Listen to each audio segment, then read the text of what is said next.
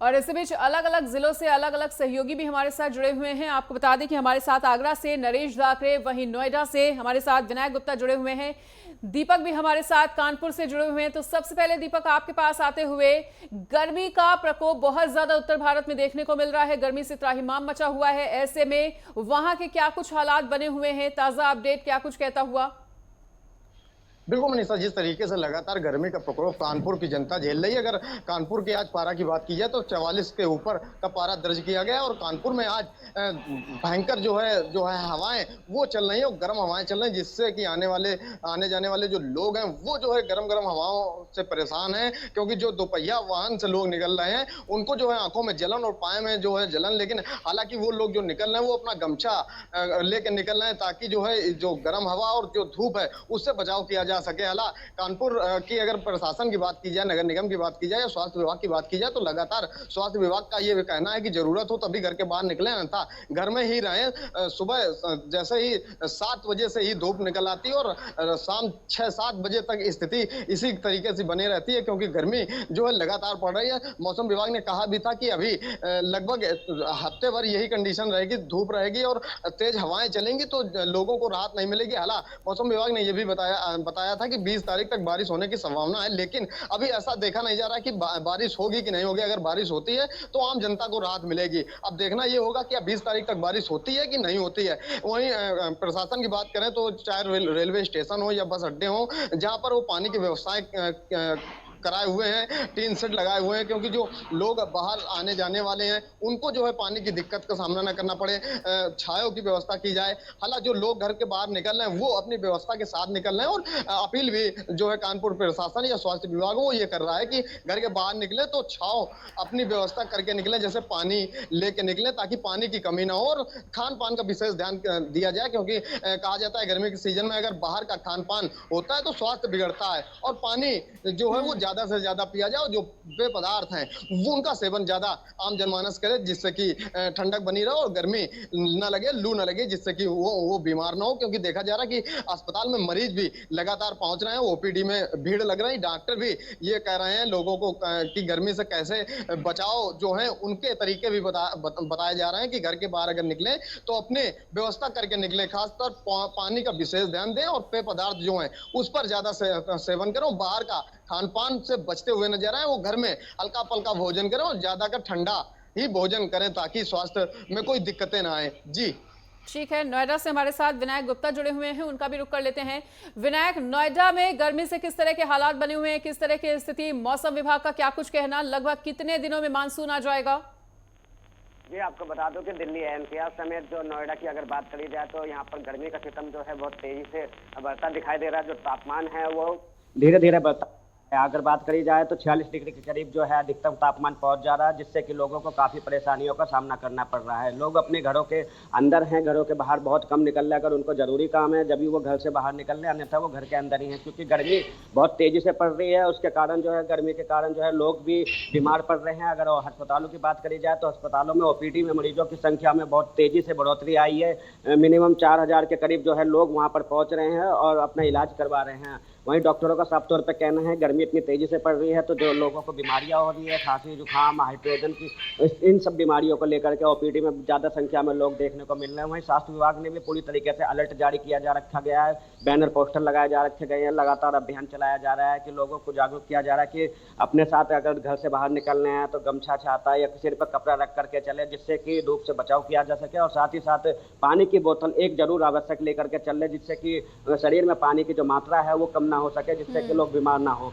वहीं अगर बात करी जाए तो जो गर्मी का सिस्टम इतनी तेजी से बढ़ रहा है, ऐसे में जो है बिजली कटौती की भी जो है मामले सामने निकल करके आ रहे हैं। लगातार जो है ग्रामीण क्षेत्रों में और शहरी क्षेत्रों में बिजली कटौती करी जा रही है। ग्रामीण क्षेत्रों में 5 से 6 घंटे की बिजली कटौती करी जा रही है, वहीं शहरी क्षेत्रों की बात करी जाए 2 से 3 घंटों की बिजली कटौती करी जा रही है। तो लोग उससे भी काफ़ी ज़्यादा परेशान हो रहे हैं, क्योंकि एक तो गर्मी से परेशान है, दूसरा घरों में लाइटें नहीं आ रही, उससे लोग ज़्यादा परेशान हो रहे हैं। तो कहीं ना कहीं लोग भी इसको लेकर के आक्रोश दिखाई दे रहे हैं। लगातार अलग अलग जगहों पर प्रदर्शन की तस्वीरें भी सामने निकल करके आ रही है। ठीक है, दिल्ली से हमारे साथ गजेंद्र सिंह भी जुड़ चुके हैं, उनका रुख करते हुए। गजेंद्र, दिल्ली के हालात वाकई में काफी ज्यादा चिंताजनक बने हुए हैं। एक तो भीषण गर्मी का प्रकोप, ऊपर से पानी की किल्लत, ऐसे में बुरी तरह से जूझती हुई नजर आ रही है दिल्ली की जनता। जी बिल्कुल, दिल्ली की जनता दोहरी मार से गुजर रही है। इस गर्मी में एक तरफ आग बरसती हुई दिखाई दे रही है आसमान से, तो वहीं धरातल की बात की जाए तो जमीन पर पानी की समस्या से जूझती हुई नजर आ रही है। अगर दिल्ली की बात कर ली जाए तो पिछली रात दिल्ली के लिए सबसे गर्म रात थी। 6 सालों का रिकॉर्ड टूटते हुए दिखाई दिया गया है। पिछले 6 साल में पहली बार ऐसा हुआ है कि सबसे गर्म रात रही है। न्यूनतम तापमान 33 रहा है और आज की अगर बात कर ली जाए अधिकतम तापमान दोबारा से 45 के पार जाता हुआ दिखाई दे रहा है और न्यूनतम तापमान 37 डिग्री न्यूनतम के आसपास दर्ज किया जा रहा है। ऐसे में लगातार 20 से 30 किलोमीटर चलने वाली हवा आज लू के थपेड़े की तरह लग रही है और आज दिल्ली में अलर्ट भी जारी किया गया है। हालांकि लगातार ये प्रशासन की तरफ से एडवाइजरी दी जा रही है और डॉक्टरों की तरफ से भी ये एडवाइजरी लगातार दी जा रही है कि घर से बच्चे और बुजुर्गों को बिल्कुल ना निकलने दिया जाए और खुद भी अगर निकले तो बेहद जरूरी काम हो तभी घर से निकले। घर से जब निकलें तो सर पे गमछा रखें या फिर छाते का प्रयोग करें और कोशिश करें अपने साथ एक पानी की बोतल अवश्य लें। इस तरीके की एहतियातन चीजों के साथ दिल्ली वाले दिनचर्या अपनी शुरू करते हैं और बाहर जाने के लिए वही वक्त चुनते हैं जिस वक्त में उनको कुछ आराम मिल सके। लेकिन घर के अंदर के हालात भी वही नजर आते हैं जो कि बाहर के हैं। ज्यादा तापमान में फर्क नजर नहीं आता, इसलिए लोगों को काफी मुश्किलों का सामना करना पड़ रहा है। और दूसरी तरफ राजनीतिक देखी जाए तो राजनीति पानी के ऊपर जो होती हुई दिखाई दे रही है उससे भी दिल्ली वाले परेशान होते हुए दिखाई दे रहे हैं, क्योंकि दिल्ली में पानी की समस्या लगातार बढ़ती हुई जा रही है। हालांकि दिल्ली सरकार लगातार हरियाणा सरकार पर आरोप लगा रही है। दूसरी तरफ दिल्ली में देखा जाए तो तमाम जो पार्टियां हैं वो बीजेपी की बात कर ली जाए, कांग्रेस की बात कर ली जाए तो लगातार मटका फोड़ प्रदर्शन भी देखा जा रहा है पानी की समस्या को लेते हुए। लेकिन इस बीच में दिल्ली की जनता को दो चार होते हुए जरूर पड़ रहा है, क्योंकि दिल्ली की जो गर्मी है वो लगातार लोगों के ऊपर अब हावी होती हुई जा रही है, जिसका जो सीधा जो प्रमाण है वो आपको हॉस्पिटल के बाहर लगने वाली कतारें दिख जाएंगी। अब जो दिल्ली के अस्पताल हैं उनके बाहर अब लोग गर्मी की समस्या लेके जाते हुए जरूर दिखाई दे। ठीक है, हमारे साथ नरेश धाकरे भी आगरा से जुड़े हुए हैं, उनका भी रुख कर लेते हैं। नरेश, आगरा वो क्षेत्र है जहां पर भारी संख्या में सैलानी हर साल पहुंचते हैं, हर महीने पहुंचते हैं और ऐसे में भीषण गर्मी के प्रकोप के चलते सैलानियों के आने का सिलसिला बहुत कम हो गया है। ऐसे में पर्यटन विभाग पर किस तरह का असर पड़ता हुआ इस भीषण गर्मी का?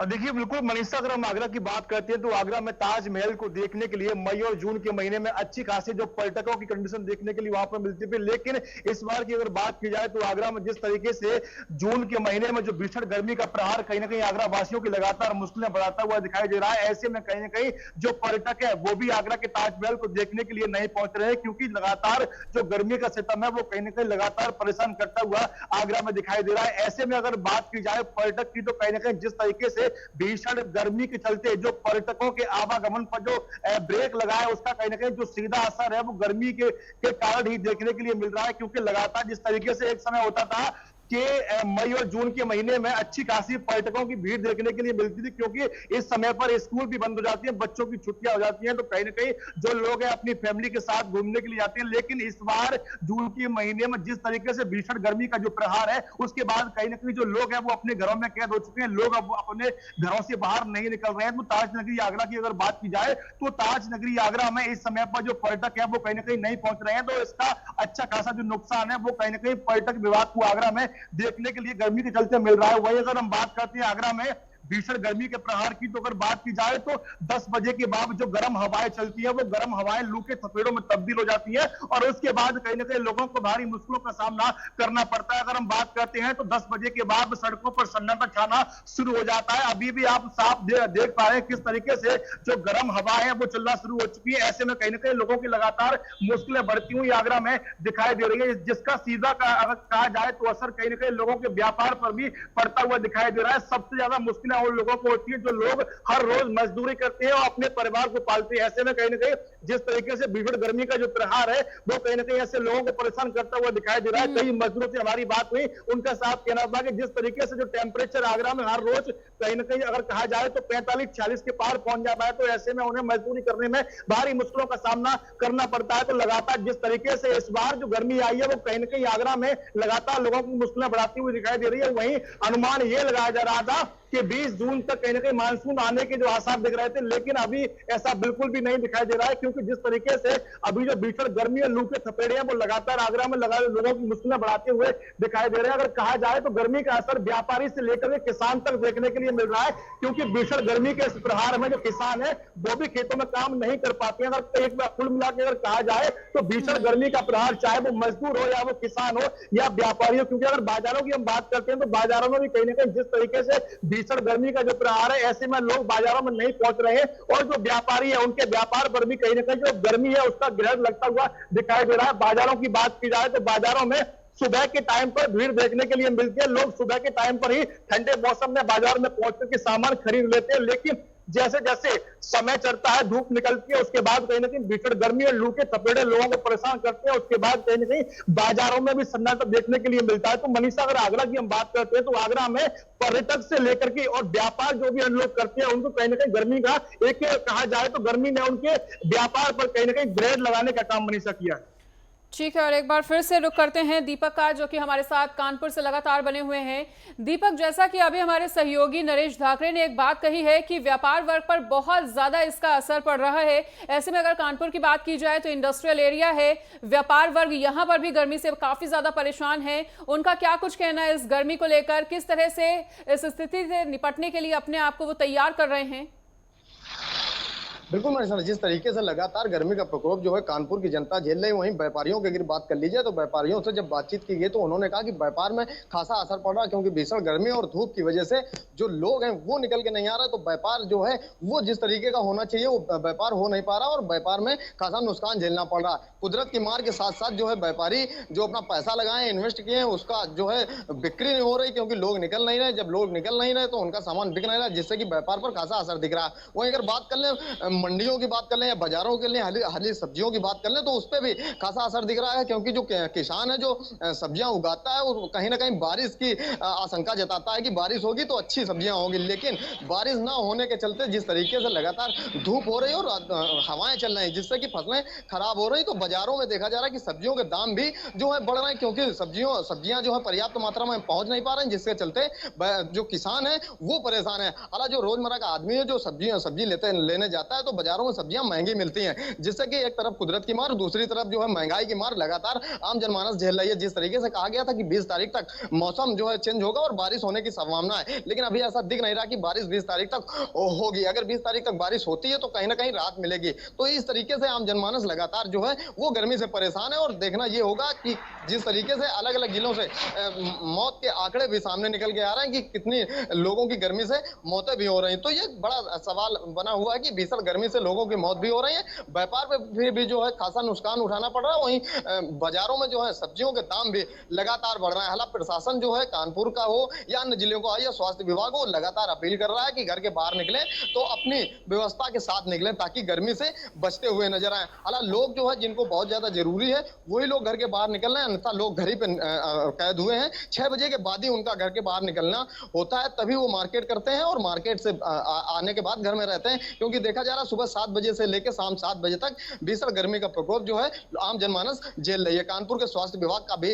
ये अलर्ट जारी हुआ है कि लगातार जो लोग हैं वो पेय पदार्थ का ज्यादा सेवन करें, बाहर की खाने की चीजों से बचें। लगातार प्रशासन जो है मटके की व्यवस्थाएं और टीन सन की व्यवस्थाएं की है, जो लोग बाहर से आ जा रहे हैं उनको पानी की समस्या ना हो और धूप की बचने की भी व्यवस्था की गई है, क्योंकि लोग आए तो थोड़ा आराम कर लें, इसके बाद ही निकले ताकि उनको गर्मी से बचाया जा सके। जी मनीषा। ठीक है, विनायक भी हमारे साथ लगातार बने हुए हैं नोएडा से।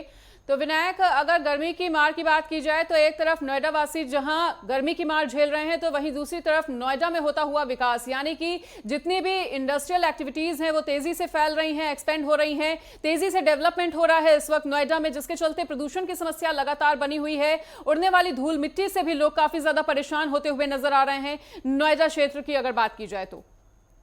जी, आपको बता दें, अगर बात करी जाए तो इंडस्ट्रियल एरिया की, तो यहाँ पर सबसे बड़ा हब है और यहाँ पर ही सारी चीज़ों की शुरुआत होती है। दिल्ली से सटा हुआ ये पूरा इंडस्ट्रियल एरिया है। अगर यहाँ की बात करी जाए तो जिस तरीके से गर्मी पड़ रही है उससे काफ़ी लोग परेशान तो हैं। वहीं अगर व्यापारी वर्ग की मानी जाए तो वो भी कहीं ना कहीं परेशान दिख रहे हैं, क्योंकि जिस पर्याप्त मात्रा में उनको बिजली चाहिए होती है वो बिजली जो है उनको नहीं मिल पा रही है, क्योंकि लगातार जो है गर्मी का सितम इतनी तेज़ी से बढ़ रहा है, जिससे कि बिजली विभाग के द्वारा जो है कटौती करी जा रही है। तो कहीं ना कहीं जो इंडस्ट्रियल एरिया है वहाँ पे भी 3 से 4 घंटे की कटौती करी जा रही है। तो वहाँ पर जिस तरीके को उनको बिजली चाहिए होती है वो नहीं मिल पा रही है, जिसकी वजह से उनका जो कार्य है वो रुक जा रहा है। तो कहीं ना कहीं व्यापारियों को भी परेशानी हो रही है। वहीं अगर जिला प्रशासन की बात करी जाए और नोएडा प्राधिकरण की बात करी जाए तो उन्होंने गर्मी से बचाव के लिए पूरे जो इंतजाम हैं वो किए जा रखे गए हैं। अलग अलग जगहों पर पीआओ की व्यवस्थाएं करी जा रखी गई है। सारी सरकारी जगहों पर वाटर कूलिंग की व्यवस्था करी जा रखी गई है। साथ ही साथ अगर वहीं ट्रैफिक विभाग की बात करी जाए तो उनकी तरफ से जो है हर चौराहे पर रेड लाइटों पर जो है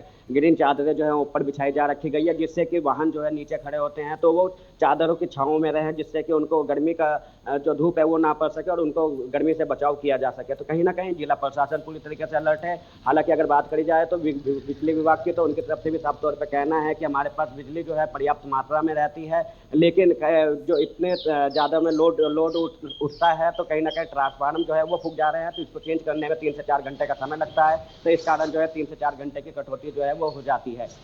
वही अगर बात करी जाए तो दिल्ली एनसीआर की तो गर्मी का सितम जो है तेजी से बढ़ रहा है। ऐसे में लोग जो है बिल्कुल घर से कम निकल रहे हैं। अगर मार्केट एरिया की बात करी जाए या मॉल्स की बात करी जाए तो वहाँ पर भी लोगों का आवागमन जो है बहुत ही कम दिखाई दे रहा है। लोग मार्केट एरिया में भी बहुत कम दिखाई दे रहे हैं। शाम अगर की बात करी जाए तो अब जो 1-2 दिन की बात करी जाए तो शाम के समय में भी जो टेम्परेचर है वो 7 बजे के करीब जो है 33 डिग्री सेल्सियस रहता है। तो कहीं ना कहीं उस समय भी गर्मी बहुत ज़्यादा रहती है। तो लोग भी अपने घर से बाहर निकलने कम सोचते हैं, लेकिन जो ज़रूरी काम होते हैं जैसे सामान लाना होता है तो उस समय घर से बाहर निकलते हैं या अपने ऑफिस से घर जाना और इस चीज़ों के लिए ज़्यादा निकलते हैं। तो कहीं ना कहीं डॉक्टरों की तरफ से एडवाइस जारी करी जा रखी गई है कि घर से कम बाहर निकले, अपने साथ में पानी की बोतलें लेके चलें, लिक्विड का जो है ज़्यादा इस्तेमाल करा करें, जिससे कि शरीर में पानी की कमी। लौटेंगे आपके पास। बिल्कुल, दिल्ली से गजेंद्र लगातार बने हुए हैं, उनका एक बार फिर से रुक करते हुए उनके पास लौटते हुए।